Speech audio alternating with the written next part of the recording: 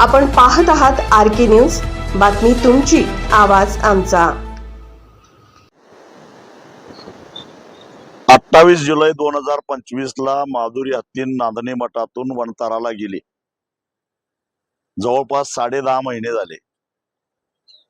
माधुरी हत्तीन गेल्यापासून सातत्यानं माधुरी परत कधी येणार या संदर्भामध्ये संपूर्ण सांगली, कोल्हापूर, बेळगाव या जिल्ह्यातल्या माधुरीवर प्रेम करणाऱ्या सर्व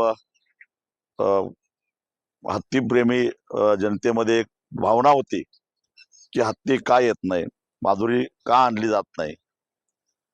खर तर 3 ऑगस्टला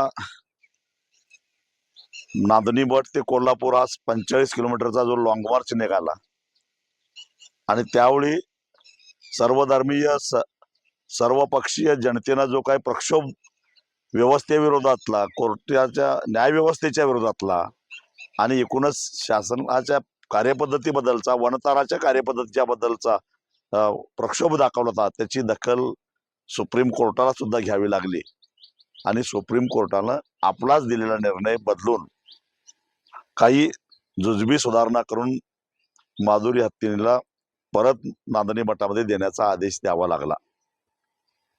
आणि त्या ज्या सुधारणा आहेत त्या सुधारणा करायला अनेक तांत्रिक अडचणी येत होत्या आणि त्या तांत्रिक अडचणी येत असल्यामुळं पुन्हा एक मोठी अस्वस्थता निर्माण झालेली होती.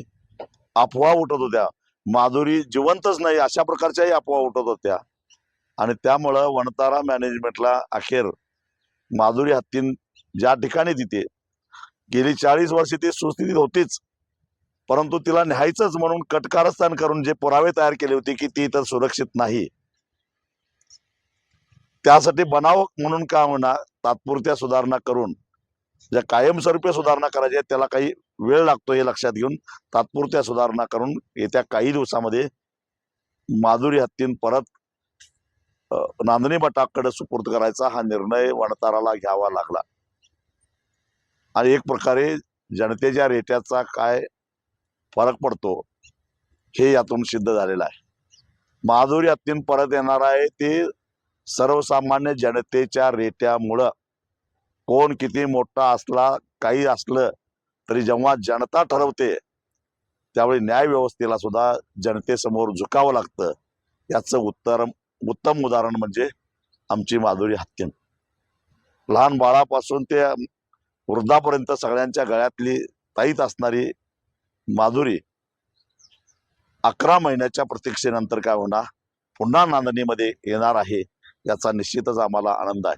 ती जर आली नसती तर 28 जुलैला येत्या पुन्हा एक मोठा लॉंग मार्च काढायचा निर्णय आम्ही घेतलेला होता.